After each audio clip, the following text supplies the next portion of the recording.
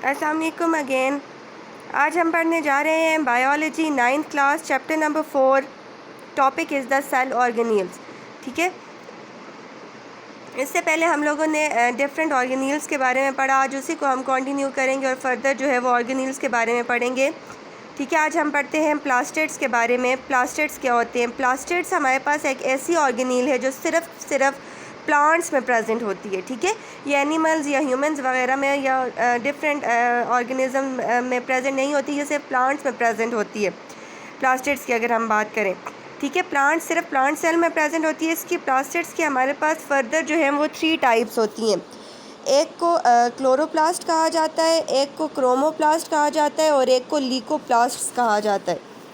ठीक है ना, क्लोरोप्लास्ट, क्रोमोप्लास्ट और लीकोप्लास्ट। ठीक है, क्लोरोप्लास्ट के बारे में हम अपनी नेक्स्ट स्लाइड में जो है वो डिस्कस करेंगे। क्रोमोप्लास्ट और लीकोप्लास्ट के बारे में डिस्कस करते हैं। क्रोमोप्लास्ट जो है ये पिगमेंट्स को स्टोर करता है। ठीक है, जो क्रोमोप्लास्ट होता है ये पिगमेंट्स को क्या करता है, सिंथेसाइज करता है और स्टोर करता है।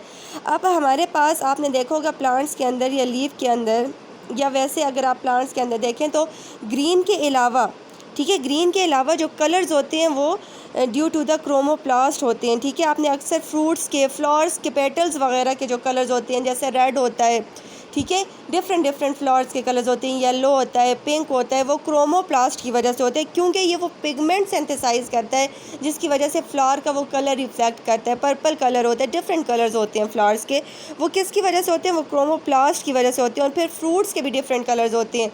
अब मैंगो का डिफरेंट कलर है, डिफरेंट फ्रूट्स के डिफरेंट कलर्स होते हैं, वो बिकॉज ऑफ द क्रोमोप्लास्ट की वजह से होते हैं, जो इसकी सेकेंड टाइप है क्रोमोप्लास्ट। ठीक है, क्योंकि ये पिगमेंट्स को सिंथेसाइज कर रहा होता है।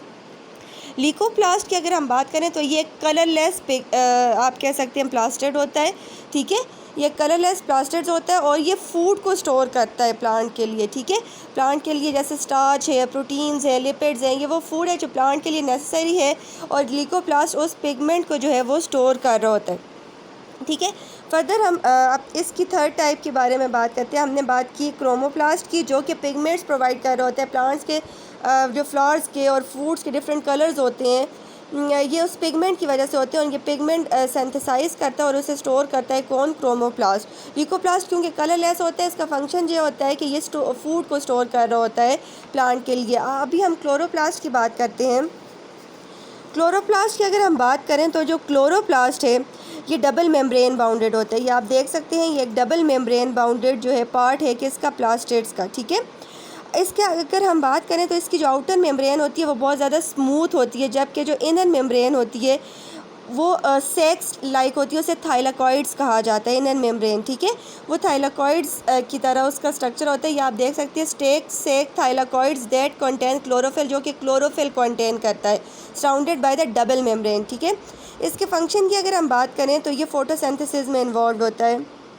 ठीक है, फोटोसिंथेसिस में जो है वो फंक्शन इन्वॉल्व होता है। Conversion of light energy to chemical energy, ये जो लाइट एनर्जी, जो प्लांट लाइट जो है सन से अब्जॉर्ब करता है, उस लाइट एनर्जी को केमिकल एनर्जी में कन्वर्ट कर देता है और स्टोर कर देता है in the form of the glucose. ठीक है, अब ये जो इसमें आपने डिफरेंस इसका स्ट्रक्चर देखा होगा, एक तो थाइलाकॉइड्स प्रेजेंट होते हैं। ठीक है, और जो थाइलाकॉइड्स होते हैं उनकी स्टेक को ग्रेनम कहा जाता है। ठीक है, डिफरेंट इसके जो इस तरह से क्लोरोप्लास्ट के स्ट्रक्चर होते हैं, ये आप देख सकते हैं यहाँ पे ना, ये देखें थाइलाकॉइड्स प्रेजेंट है, और थाइलाकॉइड्स जो है, थाइलाकॉइड्स की जो स्टेक है, जो स्टेक होती है उसे ग्रेनम कहा जाता है। ठीक है, थाइलाकॉइड्स की जो स्टेक होती है उसे क्या कहा जाता है? ग्रेनम कहा जाता है। आगे आप पढ़ेंगे कि लाइट रिएक्शन होता है, डार्क रिएक्शन होता है, वो डिफरेंट पार्ट्स में इसके एग्जिस्ट करता है। या आप अभी इसके पार्ट्स देख लें, थाइलाकॉइड्स होते हैं, और उस थाइलाकॉइड्स की ये जो स्टेक्स बनी हुई हैं इनको हम स्ट्रोमा कहते हैं। ठीक है ना, ये हमारे पास क्लोरोप्लास्ट का स्ट्रक्चर होता है, ये फोटोसिंथेसिस में इन्वॉल्व होता है। ठीक है, नेक्स्ट अगर हम बात करें तो वैक्यूल्स की हम बात करते हैं। वैक्यूल्स जो है वो डाइजेशन में इन्वॉल्व होता है, पहले भी मैं आपको बता चुकी हूँ। वैक्यूल जो है लाइसोसोम्स की मदद से डाइजेशन करता है, लार्जर फूड पार्टिकल्स को कन्वर्ट कर देता है into the smaller food particles. Sake of fluid surrounded by a membrane, इसकी जो मेम्ब्रेन होती है उसे टोनोप्लास्ट कहा जाता है। जैसे वैक्यूल को जिस मेम्ब्रेन ने सराउंड किया होता है उसे टोनोप्लास्ट कहा जाता है। ये प्लांट्स के अंदर बहुत ज़्यादा लार्ज होती है, न्यूक्लियस को साइड पे पुश कर देती है, जबकि एनिमल्स वगैरह में और ह्यूमंस वगैरह में ये थोड़ा साइड पे प्रेजेंट होता है। ये क्या करते हैं, फूड को सम टाइम के लिए स्टोर करते हैं और फिर वेस्ट वगैरह और न्यूट्रिएंट्स वगैरह उसी तरह से डाइजेस्ट कर देता है। लार्जर फूड पार्टिकल्स को स्मॉलर फूड पार्टिकल्स में कन्वर्ट करने के बाद वेस्ट वगैरह को एक्सक्रीट करने में, बॉडी को क्लीन करने में हेल्प करता है। ठीक है, सेंट्रियोल्स की हम बात करते हैं। सेंट्रियोल्स की अगर हम बात करें तो इसके अगर हम स्ट्रक्चर की बात करें तो composed of 9 set of triplets called as microtubules arrange in a ring. ठीक है, अब आप देख सकते हैं कि ये जो माइक्रोट्यूब्यूल्स की फॉर्म में अरेंज होता है ये जो सेंट्रियोल्स, अब ये जो 9 माइक्रोट्यूब्यूल्स एक आप कह सकते हैं मिलकर एक सेंट्रियोल बनाती हैं। Triplets of 9 microtubules mean triplets of 9 microtubules जब मिलती हैं तो ये एक सेंट्रियोल की शक्ल बनाती हैं। इसका फंक्शन ये होता है कि ये डिवीजन में इन्वॉल्व होता है।